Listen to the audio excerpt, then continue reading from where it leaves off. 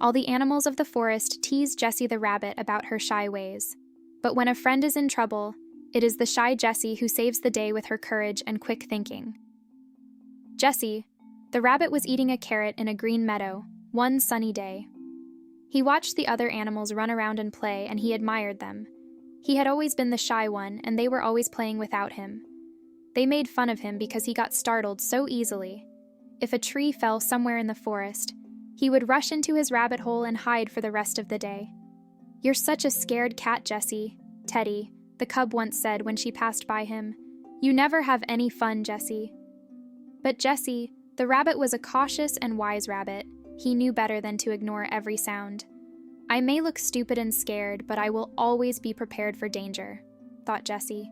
He would hide and curl up every time he heard a crack or saw a shadow loom over his hole. One fine day, just like any other, a distant crack was heard. A tree fell down and a light brightly burned. Jessie darted into his hole, while the other animals continued frolicking around. Jessie shouted as loud as he could, "Run!" but no one heard him. So he jumped inside his hole and curled up into a ball. While Jessie was hiding, he could still hear the others laughing. Then all of a sudden, Jessie heard some squeals, some running, and then Beaver started shouting, "The forest is on fire! The forest is on fire! Everybody run! The fire is spreading!" The beaver continued to shout as he ran past Jessie's hole. The whole forest was in a wild panic. Trampling everything, the animals ran away, leaving behind a cloud of dust and the forest on fire. Only Jessie was left in his hiding place, safe beneath the ground. Jessie had cleverly stashed away a supply of food and water in his hole. He knew that one day danger would come, and he wanted to be prepared. He was relieved to know he had enough supplies to last until the fire was over. In the distance, Jessie could hear a loud squeal. "Help! Someone help me, please!" Jessie did not want to come out of his hole, as he knew that the fire was spreading, but then he heard the squeal a second and third time. Jessie couldn't just hide in his hole while someone was out there on his own. Jessie slowly raised his head from his hole. He could see the flaming trees all round. He heard another squeal and turned his head to see Teddy, the cub, lying down with his leg caught beneath a thick, fallen branch. The ground around him was burning, and the fire was getting closer. The Jessie was very scared, but he couldn't just leave Teddy there. Huffing and puffing, he rushed with incredible speed towards the Teddy. "Jessie, please, you need to find a way to get this thing off," said Teddy. Jessie started running around, looking for a way to help.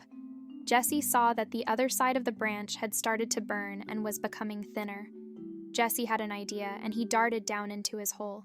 He grabbed some of the nut casings that he had stored the water in and ran back towards Teddy. He rushed towards the branch and poured the water on the branch. The branch was now thin and wobbly, but Teddy still could not get his foot free. So Jessie gathered all his strength and in a single dash smashed his body against it. A crack was heard, and the branch broke into half, freeing Teddy. He slowly got up and approached Jessie. Teddy was surprised at Jessie's heroism, and even more surprised at how he had managed to free him. He saw Jessie lying down. Jessie was looking very tired, so he picked him up in his mouth and rushed away from the fire into the cool hills nearby. A few days later, all the animals had settled into a new place in the woods, where the fire hadn't reached. Everyone was still playing, but something had changed. Teddy, the cub, was taking care of Jessie, the rabbit, who was still recovering. No one laughed at Jessie anymore, for he had saved their friend, and they knew of his courage. From that day on, all of them followed in his footsteps and have been careful till this day. They now knew that being careful does not mean that you are not brave.